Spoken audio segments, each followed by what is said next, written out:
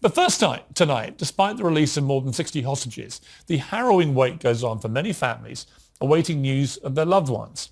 Israel says that its youngest hostage, shamefully a 10-month-old baby, has been handed to another terror group, meaning Hamas is no longer in control of that poor child's fate. Well, Yocheved Lifshitz was abducted by Hamas for 16 days, later released on October the 23rd, memorably shaking hands with one of her captors. However, her husband, Oded Lifshitz, remains in captivity. And their daughter, Sharone Lifshitz, joins me now. Sharone, thank you so much for joining me tonight. I really appreciate it. And first of all, let me just say your story has been one of the stories out of this hellish situation that's touched me the most. I think anyone who has parents still alive will have, I think, had their hearts just wrenched by what's happened to you. The idea that on that awful day, October the 7th, you lost both of them and had no idea what had happened to either of them. And then you have the joy of your mother returning, but you have the despair of still not knowing where your father is. So first of all, let me just say my heart goes out to you and to your family for what you've had to go through. It is an unrelenting horror, and it must have been incredibly stressful. But second, let me just take you back to October the 7th. Let me just ask you, when was the first you knew about what was happening that day? We got up early with my son and my husband to go up north to York. We live in London, to pick up a puppy, actually, that we've been planning for months. And I opened some news outlet and saw that it flared up. I called my mum, as I always do, and I couldn't get hold of her. I then called my brother, and he told me that there's been a barrage of missiles and now they broke the fence. And that was how it started. And they didn't just break the fence, they of course attacked a number of kibbutzes, including near Oz, where your parents lived and had lived for a very long time. When was the moment that you discovered that they had both disappeared, been taken? So it's been a long day, and we were on WhatsApp group with other members of the kibbutz. People were desperately trying to help each other, to devise a way to contact other people. We were on the news. It was a horrific day. About an hour and a half later, I saw the Al Jazeera clip with a journalist saying about the fact they're occupying the kibbutz, and this was actually just behind my parents' house. And so by that point, I knew that things are never going to be the same. But then we had many hours hearing so many rumors and hearing stories from people, and about 8 o'clock in the evening, it took 8 hours for the army to arrive in the kibbutz, and not one shot was really shot at the terrorists. They came in, they did what they wanted, they went as far as they could, and then they left. So we heard about 8 o'clock in the evening that my parents were missing from their room. In retrospect, we know that the whole house was burning, but we were spared that knowledge at the time. Absolutely horrifying. It turned out your mother, who's 85 years old, had been kidnapped by Hamas gunmen on motorbikes and taken into what was described as a spider's web of tunnels underneath Gaza. Did you have any knowledge about where she'd been taken or what was happening to her? Well, my mom and dad were in the bedroom. It was quite early in the morning. They arrived late. My father didn't feel well, so they basically had the terrorists. The last my father spoke was to a friend, and he said, I can hear them speaking Hebrew. I can hear many shootings. And shortly after that, we lost connection with them. Then we know now, we knew afterwards that there were shots in the door. At that time, we thought they were taken together. At that time, we were just desperate, thinking they probably didn't survive or their health is too frail. And when my mom came out of the ground, it was like a miracle, because we really didn't know that she was alive. And just seeing her face, seeing her gesture, And then she told us that our father was shot and that he was injured. And so my mom was very pessimistic. And so for the last month, we've just been really so pessimistic about the chance of somebody as old and frail and with complicated medical needs to survive this ordeal. And then about 3 or 4 days ago, with the first women and children that came, one of the hostages actually told us that she was with my father in the same space for several days, that he was injured in his legs from being drugged, when he was being pulled, that he was injured in his hand, but that he was alive. And that's really the first time we heard he's alive. At the same time, we're also hearing more and more and more stories about the horrific conditions that they're subjected to. And so many of them did not receive medicine, even simple medicine that over 50-something days can really cause huge medical problems. Everything is a problem there. There's levels of torture. To think that they're on a holiday camp is part of the psychological warfare being waged against us.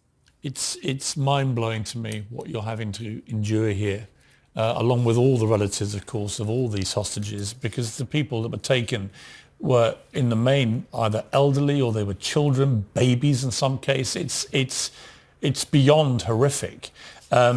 But I guess that you've had some great news, obviously, that your mother came out, and you've also had some great news that at least you know that as of several days ago, your father's still alive. That must be a huge comfort to you, notwithstanding the fact he's still trapped inside Gaza. Well, we know he was alive about over a month ago. That's where we estimate that they crossed paths, that hostage that returned and my father. So we do not know. And the situation is absolutely desperate, absolutely horrific. I think that Alma Abrams that came, she came back in a really bad condition, just purely due to neglect for the fact she was not getting her medicine. These are innocent people that were elderly people that were dragged from their home, that saw their families being murdered. These are people that are coming back to such a complicated, altered reality. You know, we are uprooted, our homes are destroyed, people coming back, but they don't know that the brother or the son was murdered. It's wonderful to have them back. They are our light at this great darkness. Your father was a very well-known peace activist who would drive sick Palestinian children to hospitals in Israel. He spent his life in the peace movement. This is what he wanted, was to have two nations living peacefully side by side. And he believed you would make peace with your enemies. This has been what his life's been about. And yet there he is now, in Gaza, being held by terrorists, and you've no idea what may happen to him. Yeah, I think my father's story complicates the situation for people who would like to just cheer for one team. And I think that in this part of the world, there are many people that realize that our capacity to live peacefully is only if we find a way to live peacefully alongside our neighbors. Sharone, I'm so sorry for what you're going through. I said it at the start, I'll say it again now. It must be agony for you. And I hope your father is released very soon, that your family can be reunited. But as you say, it's so much more than just them. You know, they lived in a kibbutz with 400 people, 80 at least were killed in the most barbaric manner. These are people they've known sometimes for decades, close friends.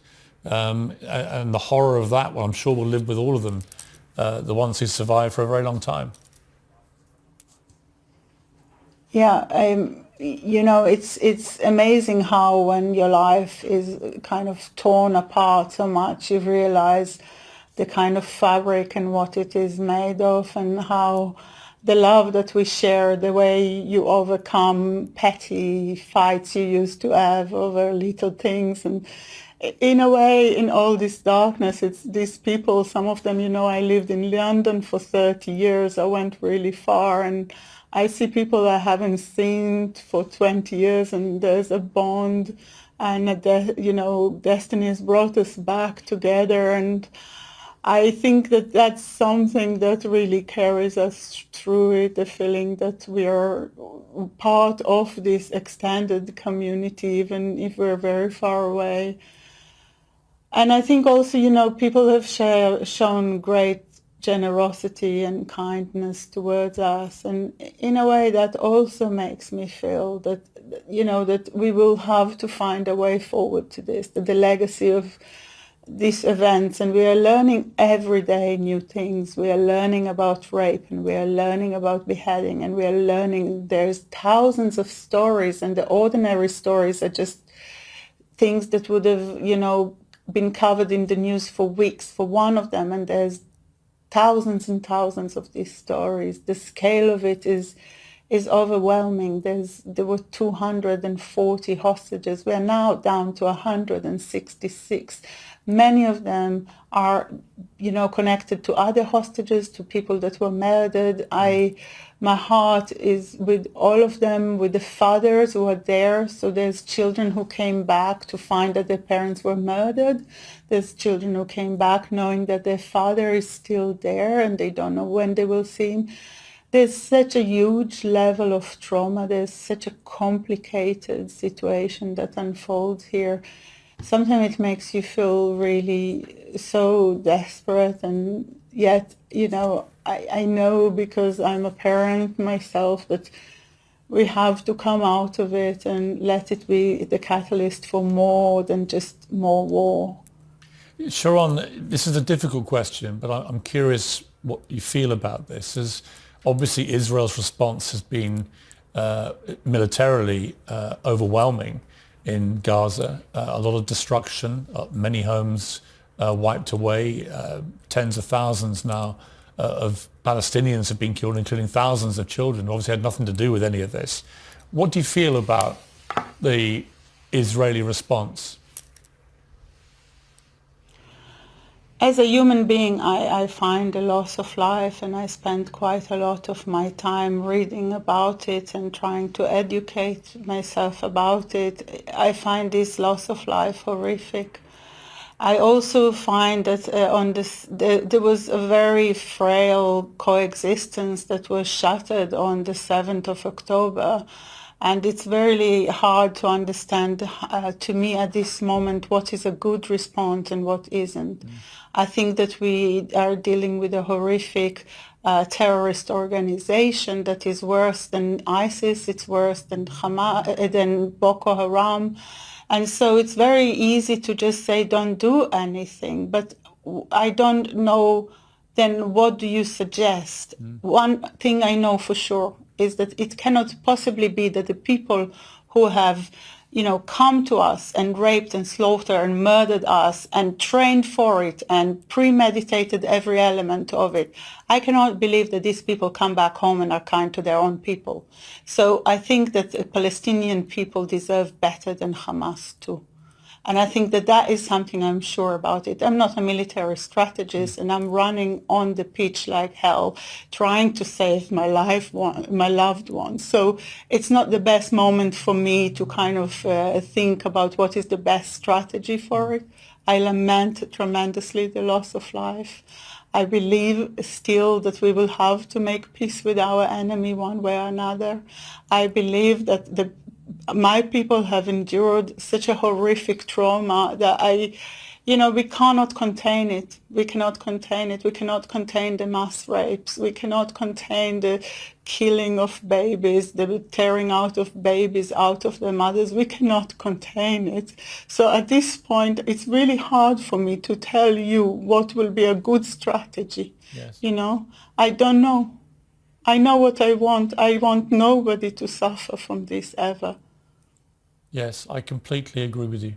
And you say it so eloquently and so powerfully. Just finally, Sharone, how are you doing? This must have been the worst time of your life, of course, but how are you coping? Are you sleeping? Are you getting enough support? I feel very surrounded by love. I spend a lot of time with my mom. My mom, life has changed so much. We're just trying to relocate her and find our feet in my parents' house was the center of our world. All of us are all of a sudden on the world stage playing, to the audience. I don't know how to say it. And it's just been really, really exhausting. And it feels that we need so much strength. We also know that we have found our voice and strength in the last 53 days in a way we could never foresee. And I think that we are carried by sheer fact that we have to do it, as well as by the fact that something should come out of it. We owe it to the people that are there. And I think the fight is working. This deal is the most important thing. We need to now continue it very, very, very, very carefully, make sure that it's not going to be stopped in the next 2 days, but that it continues to the full maximum. And then we have to press on all governments, on the Qatari, on the Egyptian, on NGOs that have failed us miserably on the 7th and since. On all these people, we have to press on them to continue to bring these people back home, and then we can start really thinking what has happened, what could be done differently, whether Israel later. Now it's just about returning these people home. They're in horrific condition. Their life might end very quickly for all sorts of various reasons. I call on everybody who can do anything to bring them back home, to end that stage, and then we can look for how to move on. Sharone, thank you so much for joining me. I wish you and your family all the best. I hope and pray your father is home with you soon. But I thank you for joining me, and I wish you and all the families of all these hostages who are living this unrelenting nightmare, I hope it is over soon for all of you. Thank you very much. Thank you. Thank you. Here are 5 tips for living happily. 1. Practice gratitude. Take a moment each day to appreciate the good things in your life. Being thankful for what you have can boost your happiness. 2. Surround yourself with positive people. Spend time with friends and family who uplift you. Positive relationships can bring joy and support to your life. 3. Take care of your health. Exercise regularly, eat nutritious meals, and get enough sleep. A healthy body can lead to a healthy mind and better emotional well-being. 4. Set achievable goals. Have realistic goals and work towards achieving them step by step. Accomplishing personal goals can boost your confidence and happiness. 5. Think positive thoughts. Try to have a positive outlook on life. Avoid dwelling on negative events and focus on learning from challenges. Positive thinking can improve your mood and overall perspective. Remember, happiness often comes from how you view the world and your attitude towards life. By nurturing positive thoughts and healthy relationships, you can increase your happiness and find more satisfaction in your daily life.